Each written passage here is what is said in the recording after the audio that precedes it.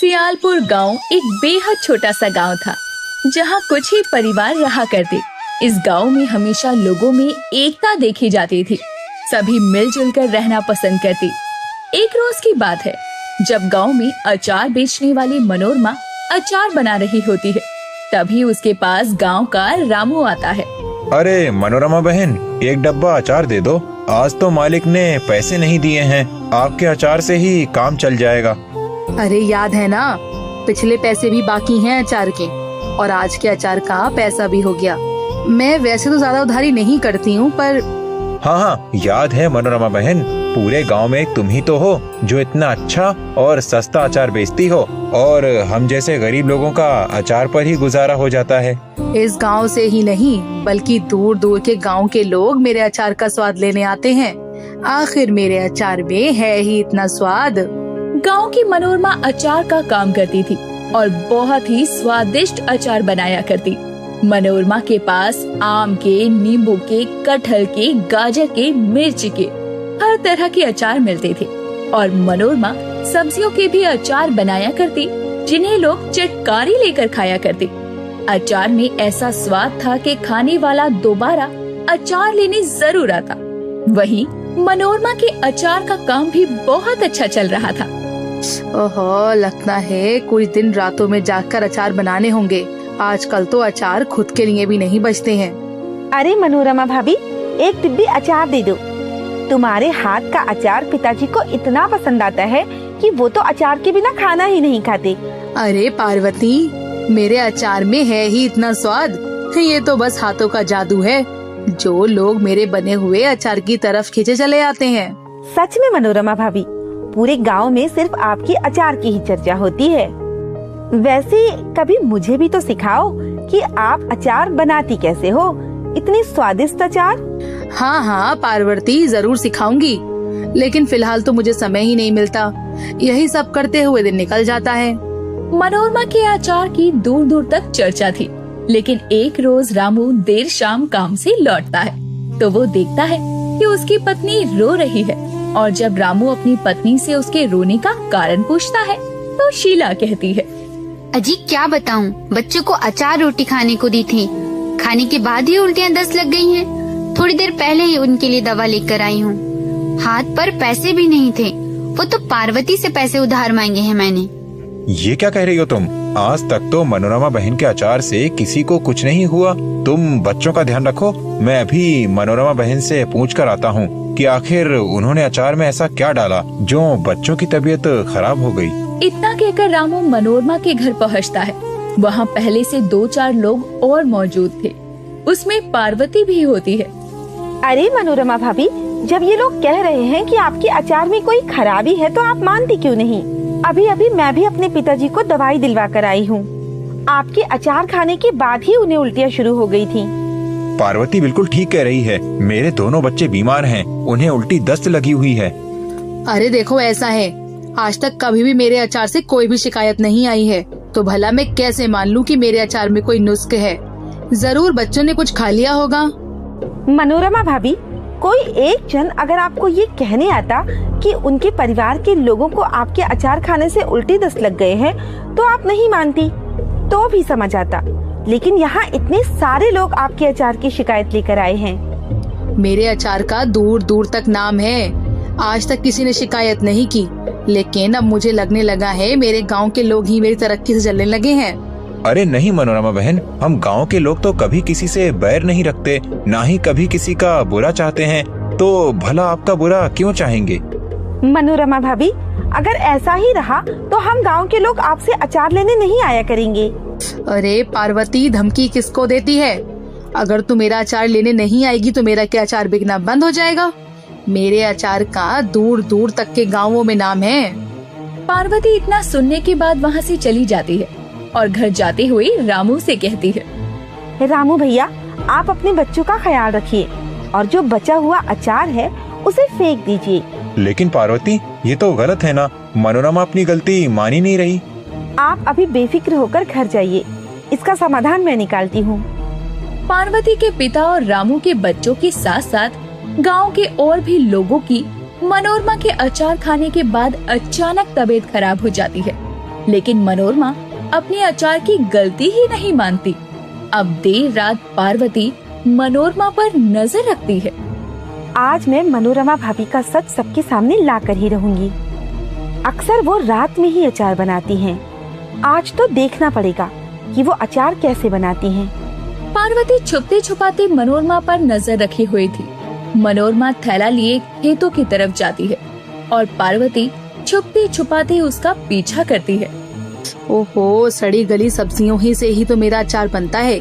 मूर्ख गांव वालों को क्या पता कि यही अचार उन्हें इतना पसंद आता है कि वो मेरे अचार की तारीफ कर कर के थक जाते हैं। मनोरमा सब्जी तोड़ते हुए खुद से बोलती है, जिसे पार्वती भी देख रही थी।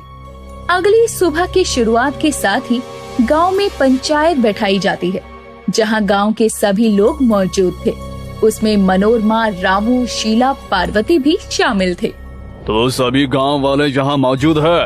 ये पंचायत पार्वती ने बिठाई है। पार्वती का कहना है कि मनोरमा के अचार से गांव के लोगों की तबीयत खराब हो रही है। अरे सरपंच जी, अचार चखा जाता है, ना कि दाल चावल की तरह खाया जाता है। गांव के लोग तो एक डिब्बा अचार का एक दिन में खा जाते हैं। अब बताइए, ऐसे में उनकी तबीयत खराब नहीं होगी तो और क्या होगा। बात तो मनोरमा की ठीक है, अचार तो चखा जाता है। भला खाने की तरह अचार क्यों खा रहे हो आप लोग? देखिए सरपंच जी, हम अचार जैसे भी खाएं, लेकिन पचा जरूर लेते हैं। पर पिछले कुछ दिनों से मनोरमा भाभी के अचार में शिकायत आ रही है और वो अपनी गलतियों को मान भी नहीं रही हैं। मनोरमा, जब तुम्हारे अचार में शिकायत आ रही है तो तुम अपनी गलतियों को मानती क्यों नहीं? अरे सरपंच जी, अभी तो कहाँ इन लोगों को अचार चखना नहीं आता। सरपंच जी, मनोरमा भाभी तो अपनी गलती मानने से रही। मैं सभी गांव वालों को और आपको बताना चाहती हूँ कि मनोरमा भाभी जिन सब्जियों से अचार बनाती हैं, वो सड़ी गली और कीड़े लगे हुए होते हैं। मनोरमा, पार्वती जो कह रही है वो सच है। अरे नहीं नहीं, भला मैं गांव के लोगों के लिए सड़े गले सब्जियों से अचार क्यों बनाऊंगी? नहीं नहीं, ये सरासर झूठ है। ठीक है, फिर हमें अभी के अभी मनोरमा भाभी के घर चलना चाहिए। मैं आपको दिखाती हूँ कि वो किन सब्जियों से अचार बनाती हैं। इतना कहकर पार्वती गांव के लोग और सरपंच के साथ मनोरमा के घर पहुंचती है, लेकिन मनोरमा गांव वालों को घर में जाने ही नहीं दे रही थी। अरे ऐसे कैसे आप लोग मेरे घर आ सकते हैं? ये मेरा घर है, कोई धर्मशाला नहीं। अगर तुम गांव वालों को घर में नहीं आने देना चाहती हो तो घर में मैं और पार्वती जाएंगे। अब जैसे ही पार्वती और सरपंच जी घर में पहुंचते हैं, तो वो घर की हालत देखकर दंग रह जाते हैं। सड़ी हुई सब्जियां, अचार की ढेरी जमीन पर रखी हुई थी। जगह जगह मक्खियां भिनभिना रही थी। ये सब कुछ देखकर सरपंच जी गाँव वालों से कहते हैं, आज पार्वती ने सभी गांव वालों की जान बचा ली है, क्योंकि मनोरमा सच में सड़ी गली सब्जियों से अचार बनाती है, साथ ही उन्हें बहुत गंदगी में रखकर बनाती है। तो आज से गांव का कोई भी व्यक्ति मनोरमा का अचार नहीं लेगा। और मनोरमा, तुम्हें अगर इस गांव में रहना है तो तुम्हें अब कोई और काम ढूंढ लेना चाहिए। अरे सरपंच जी, ऐसा मत कीजिए। मैं ताजी हरी सब्जियों से अचार बनाऊंगी और मैं बहुत सफाई से बनाऊंगी। नहीं नहीं, अब तुम्हारा ये ड्रामा यहाँ नहीं चलेगा। तुम्हें अपनी गलती मान लेनी चाहिए थी। तुम्हारे अंदर लालच बढ़ गया था, जिस वजह से तुम लोगों के बारे में ना सोचकर सिर्फ अपने बारे में सोचने लगी थी। हाँ, तो तुम लोग भी तो कौन सा खुद के बारे में सोच रहे थे? मेरे अचार की ही तारीफ क्यों करते थे? तारीफ करने के बाद चटकारे तो लेकर ऐसे खाते थे जैसे सच में अचार कितना स्वादिष्ट हो। मैंने तो कभी अचार अपना छुआ तक नहीं था। उस दिन के बाद से मनोरमा का अचार गांव का कोई भी व्यक्ति नहीं खरीदता और उसके अचार का धंधा चौपट हो जाता है। अब वो खेतों में काम करके अपना गुजर बसर करने लगती है, क्योंकि अब लाख सफाई से अचार बना ले, लेकिन फिर भी उसका धंधा तो दोबारा चल ही नहीं सकता था। केशवपुर गांव में कुंदन नाम का एक गरीब मजदूर अपने परिवार के साथ रहा करता था। एक सुबह खाने में उसकी पत्नी आदर्शी इडली डोसा बनाती है, तो उसके बच्चे मजे से खाते हुए और इडली मांगते हैं, लेकिन इडली का आटा कम होने की वजह से वो उन्हें मना करते हुए कहती है, बेटा इडली का आटा कम था, इसीलिए थोड़ी ही बनाई है, बाबा भी तो खाएंगे ना। अरे भाग्यवान, मेरी वजह से क्यों बच्चों के खाने में कटौती कर रही हो? मैं तो रोटी भी खा लूंगा, तुम चिंटू को और इडली दे दो।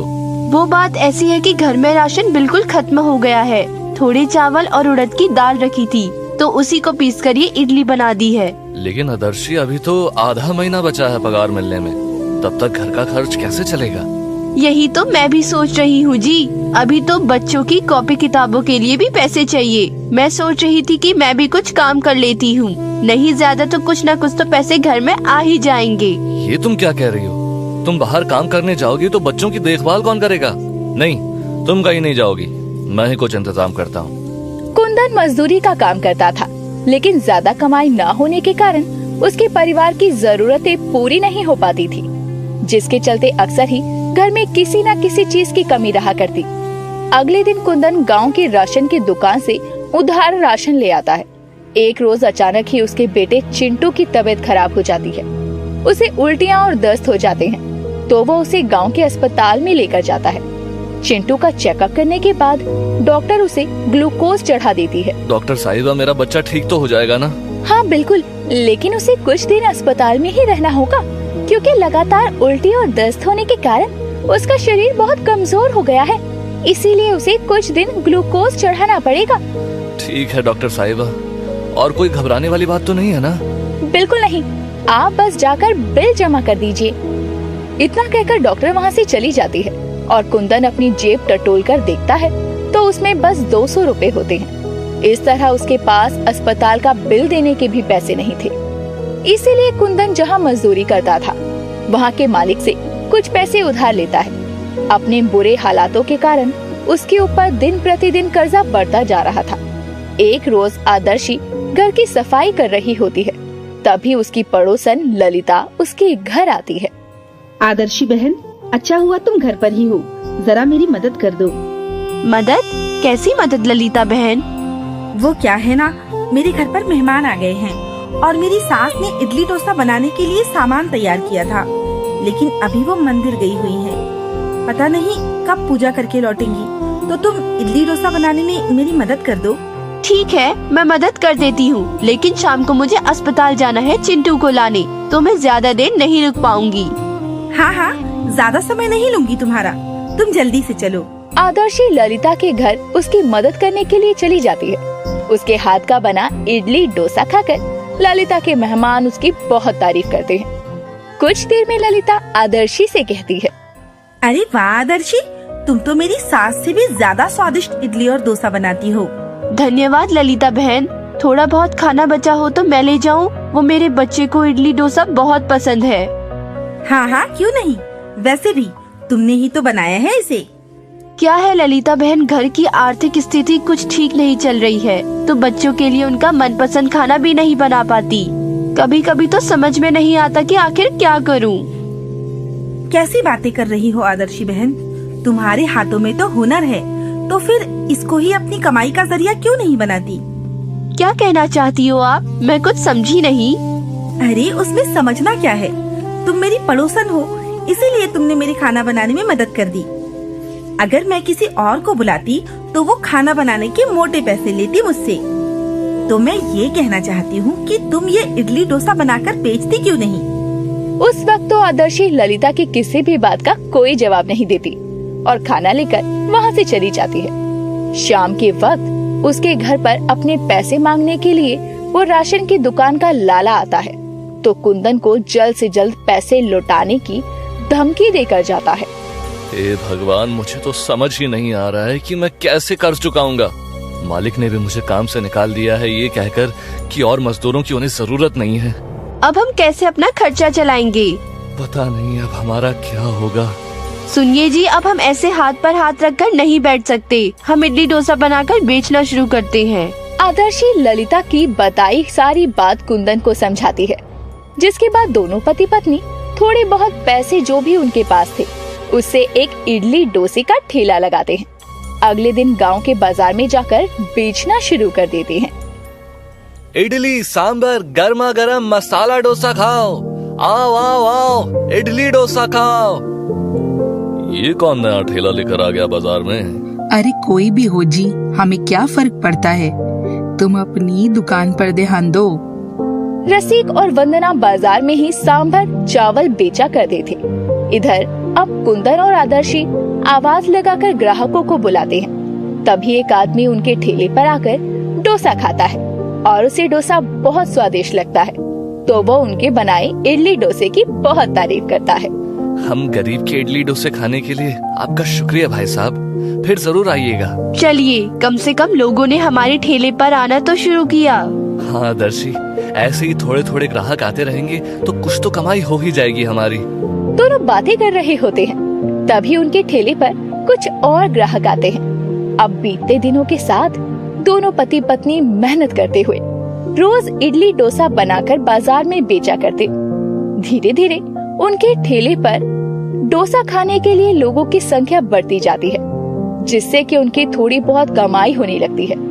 लेकिन उनकी तरक्की से उनके सामने ही सांभर चावल का ठेला लगाने वाले पति पत्नी बहुत जलने लगते हैं। देख रहे हैं जी कैसे बाजार के सभी लोग इन गरीबों के इडली डोसे खाने के लिए मक्खियों की तरह उनके ठेले पर भिनभिना रहे हैं। हाँ, मैं कोई अंधा नहीं हूँ, मुझे भी दिख रहा है और इसलिए तो मेरा खून खौल रहा है। अरे जब से बाजार में इन्होंने अपने इडली डोसे का ठेला लगाना शुरू किया है, तब से तो लोगों ने हमारे ठेले पर सांभर चावल खाने के लिए आना ही बंद कर दिया है। अरे ऐसा ही रहा तो ये गरीब इडली डोसे वाला ना तरक्की कर जाएगा और हम इसकी तरह गरीब हो जाएंगे।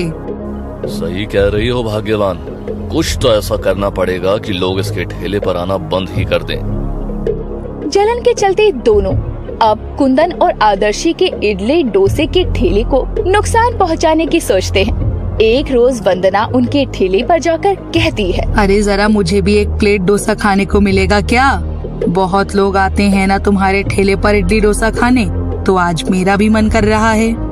हाँ बहन जी, क्यों नहीं, मैं अभी आपके लिए डोसा तैयार करती हूँ। आदर्शी वंदना को डोसा तैयार करके परोस देती है और वंदना डोसा चखती है। ओहो, ये डोसा तो सच में बड़ा स्वादिष्ट है। अरे जरा थोड़ी सी चटनी देना। ये लीजिए चटनी। हे भगवान, इस डोसे में तो बाल है बाल। हाय हाय, ये बाल वाला डोसा खिलाते हो तुम अपने ग्राहकों को? हे भगवान, ये तुम क्या कह रही हो वंदना? अरे सही कह रही हूँ जी, ये देखिए कितना बड़ा बाल है डोसे में। अरे देखो सभी लोग देखो।